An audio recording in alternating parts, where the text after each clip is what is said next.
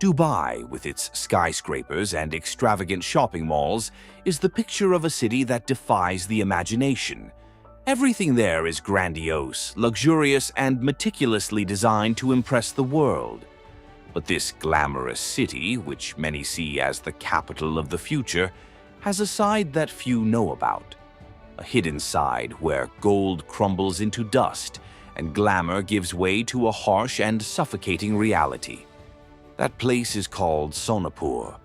For most visitors, it's just an unknown name, a spot off the tourist map.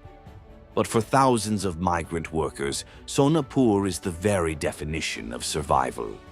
Today, Bello Mundo will take you to see this visceral contrast between two Dubais, one where luxury shines brightly and another where the struggle for the basics is a constant. Dubai is located on the southeast coast of the Persian Gulf, right in the heart of the Arabian Desert, a strategic position that easily connects it to the Middle East, Europe, Asia, and Africa. It is part of the United Arab Emirates, a federation of 7 emirates, and Dubai is just one of them. That surprises a lot of people, doesn't it? In addition to Dubai, the United Arab Emirates includes Abu Dhabi, Fujairah, Ras Al Khaimah, Sharjah, Al Quwain, and Ajman. And although Dubai is famous, the country's capital is the city of Abu Dhabi, which bears the same name as the emirate. Dubai is an impressive city, built in one of the most extreme climates on the planet.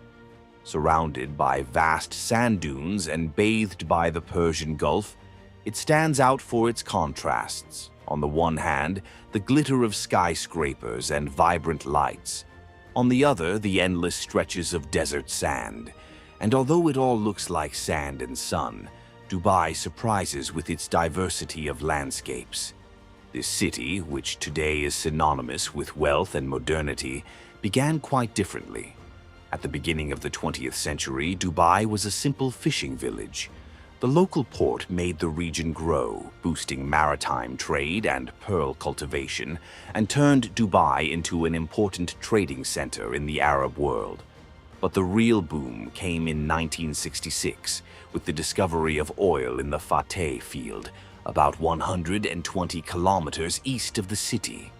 The wealth brought by oil was just the beginning.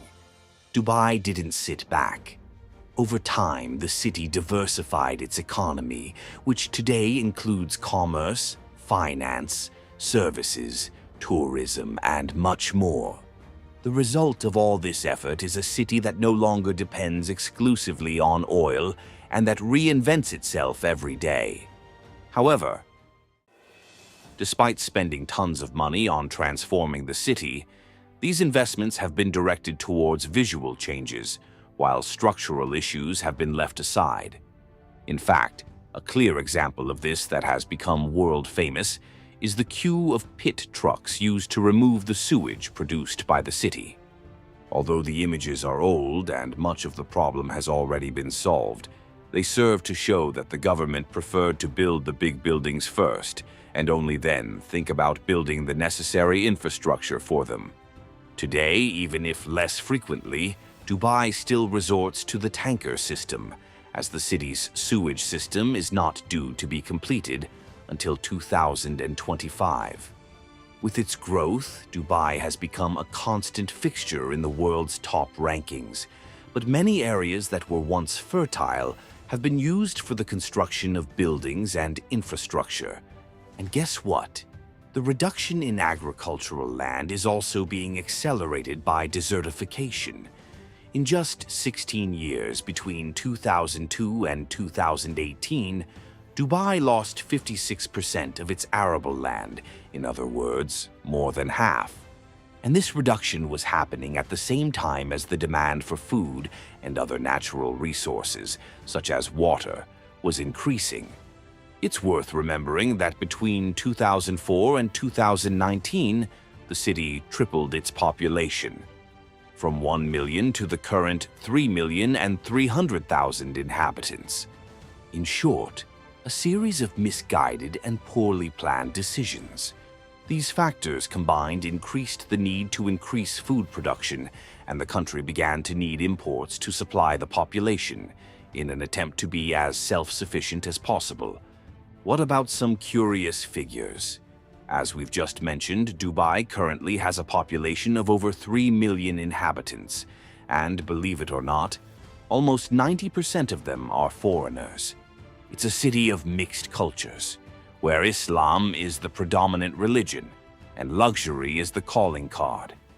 Today, Dubai is home to some of the world's greatest architectural icons.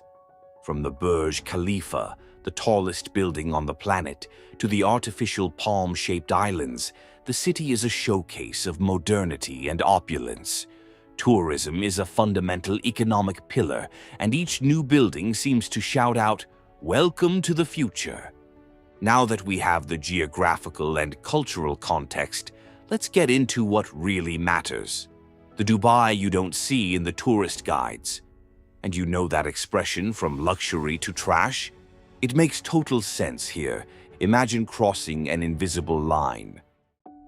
On one side are Dubai's five-star hotels, artificial beaches, and luxurious restaurants where tourists bask under the sun.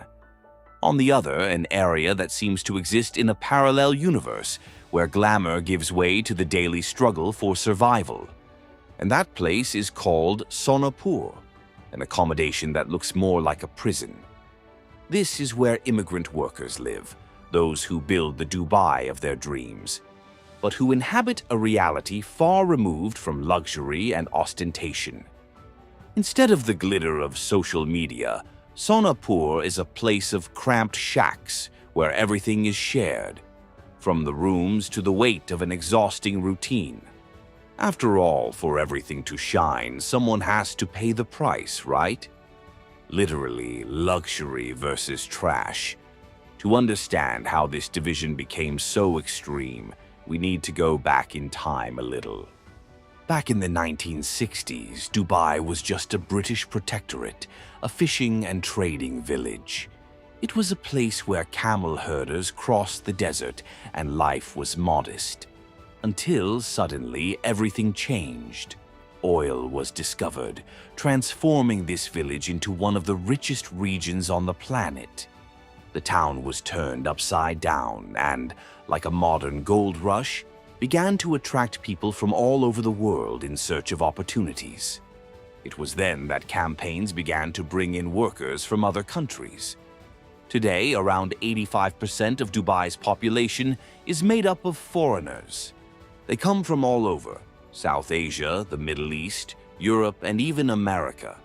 This melting pot of culture seems to make the city a unique place where there is room for everyone, right? And in a way, there really is room for everyone. But of course, some stay at the top, while others barely manage to stay at the bottom. In Sonapur, the life of the workers is a painful contrast to the luxury of the center. There, the houses are makeshift shacks, unfinished without doors or windows, where the heat is almost unbearable. In a city where temperatures reach 50 degrees, ventilation is minimal, and cooling systems are a distant privilege. But then, why do these people accept living in these conditions? The answer is far more complex than you might think. Well, it's worth remembering that people who leave their respective countries are in search of better conditions, so many of these workers hope that with the money they receive, they will be able to support their families' studies and provide better living conditions for their families back home. Right? Well, unfortunately, there is a kind of mafia here. There are many companies that go to these countries, such as India, Pakistan, Bangladesh, and the Philippines, to hire workers and bring them here under the promise that they will have housing, food, transportation, everything they need, even medical insurance. But the reality is quite different. When these workers land in Dubai, they realize that the promises are just empty words. The much-vaunted improvement in their lives turns into something more akin to slavery, disguised as a job. But you might be wondering, why don't they just leave? Most of them lose their rights the moment they set foot in the United Arab Emirates. As soon as they arrive, their employers confiscate their passports and send them straight to Sonapur, where they are virtually isolated. And to make matters worse, local legislation is not on the side of immigrants. Dubai may have one of the lowest unemployment rates in the world, around 0.05%, but this hides a complicated reality. Those who lose their jobs have just 30 days to find a new occupation, or they will be deported. In other words, for many, taking any job that comes along is the only way to keep going. And so these workers end up trapped in a cycle where they live with countless restrictions, saving the bare minimum to send some money to their families when they can. Most live in extreme need, struggling even to cover basic expenses. Want an example? The salary of a cleaner in Dubai is around 800 dirhams a month, approximately $200. Of this amount, he sends more than half to his family and uses the rest to support himself. It may seem like an acceptable salary when compared to the minimum in some countries, but we mustn't forget that the cost of living in Dubai is very high. To give you an idea, the rent for a small studio apartment, as one-piece apartments are called, varies between 1,500 and 4,000 dirhams. Can you imagine trying to live on such a tight salary in a place where everything costs so much?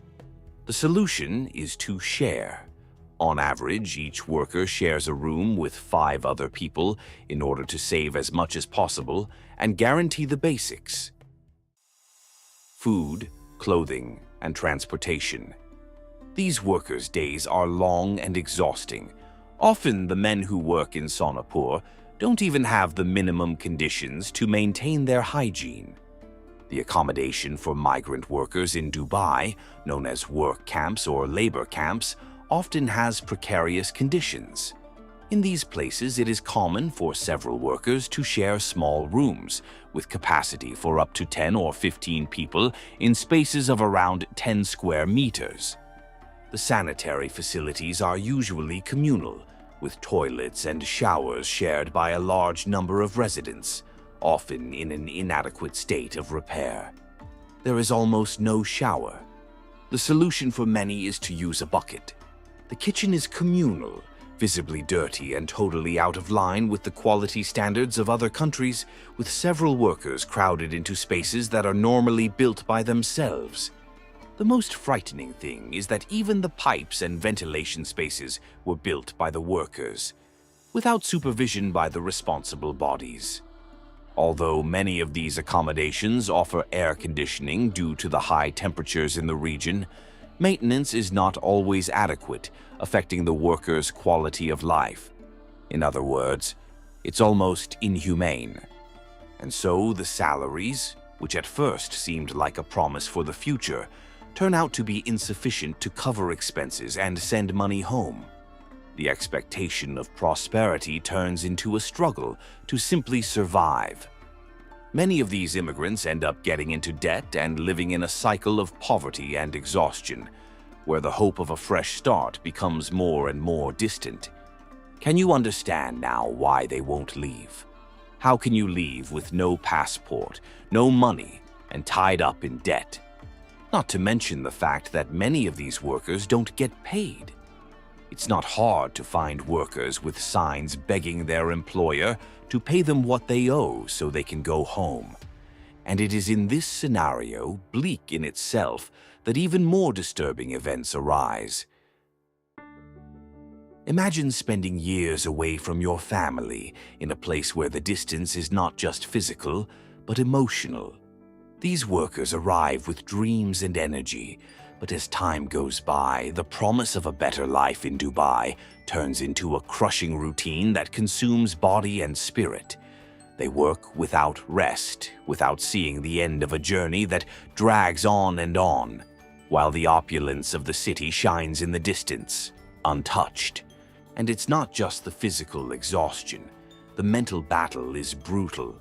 The loneliness is constant, the emptiness immense. many end up falling into a state of apathy in which every day seems the same, without color, without hope. That Dubai glow, which once represented a new beginning, is now a dense, suffocating shadow. For some, the weight becomes so unbearable that life itself loses its meaning. While they survive on the bare minimum, luxury in Dubai reaches unimaginable levels. Gold-plated cars, ostentatious mansions, products that seem straight out of a fairy tale. And yes, this is possible in the United Arab Emirates. They have their own mines, an abundance of wealth so absurd that part of the population seems oblivious to the human price that sustains this greatness. And if you're thinking of visiting Dubai, here's a warning. The areas where these workers live are considered risk zones. Avoid them, even because it is forbidden by the local authorities.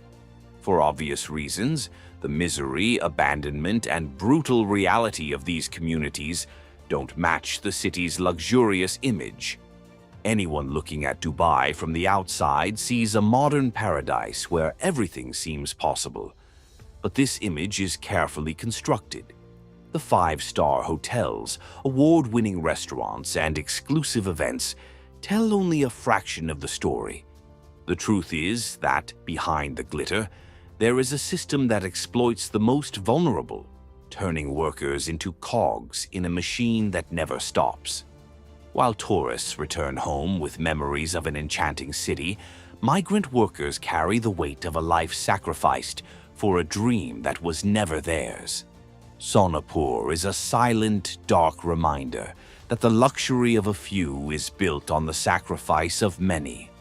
But will this story one day be part of Dubai's narrative? Or will it remain in the shadows as the city grows, hiding the faces of those who build it? Comment here with your thoughts on the reality of Dubai. If you like this content, please like it, share it, and subscribe to the channel. See you in the next video. To those of you who have watched us so far, thank you very much, and we'll see you in the next episode of our Bello Mundo adventure.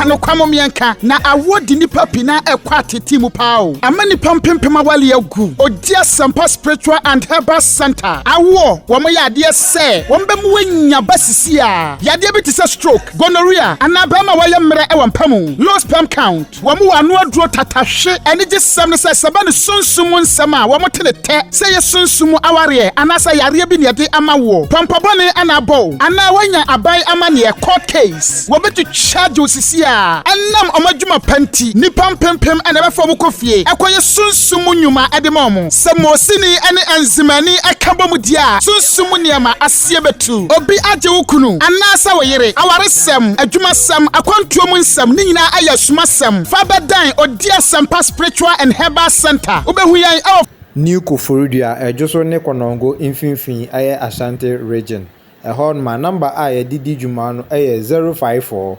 3304976 and I say 020 134 0421 054 330 4976 and I say 020 134 0421 Odia Sampa Spiritual and Herbal Center. Ye be diwa samamao.